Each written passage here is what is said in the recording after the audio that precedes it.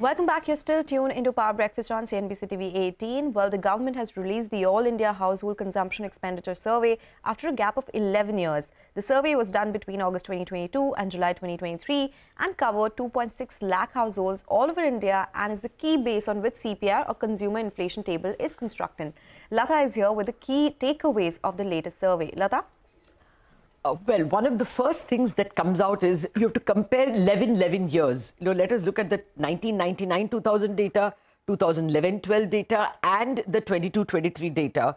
In that case, rural consumption grew by 194% in the first 11 years, 99 to 11, but it grew by 170% in the second decade. So while there is a growth, it's a bit slower than the first decade. Urban consumption also was faster in the first decade. It rose by 207%, whereas it's a rise of 148% in the second decade.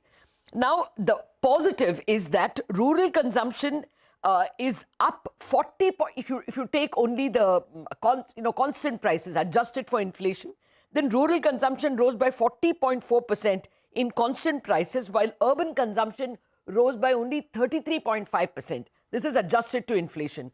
So what this shows is that rural consumption has grown faster. Therefore, the gap between rural and urban has distinctly fallen. In fact, it's a fall from the difference used to be 83.9%. Now the difference is 71.7%, which is good. Another positive takeaway is that proportion of food, the proportion households spend on food has distinctly gone down. For rural areas, it's gone down from 52.9 to 46.3. For urban areas, it was 42.6% of their income going to food. It's come down to 39.17%. This is very good in many ways. The first one is that our CPI basket is constructed in such a way that 46% accounts for food. Now, with the numbers declining, the next CPI index will show perhaps a 43% only for food. I think that index should take a year at least to come, but that will be a positive. The other positive is that also means that they are consuming something better. If you look at that, then in the rural and urban basket, consumer durables have gone up significantly by a good 2-3 percentage points compared to, 1 decade ago. Conveyance is the one that's gone up the most. Now, this is a bit worrying. Either people are more mobile or it is simply more costly to travel. So I would worry a bit. But the most worrying thing for me is education expenditure has come down, both rural and urban, by, almost 1 percentage point.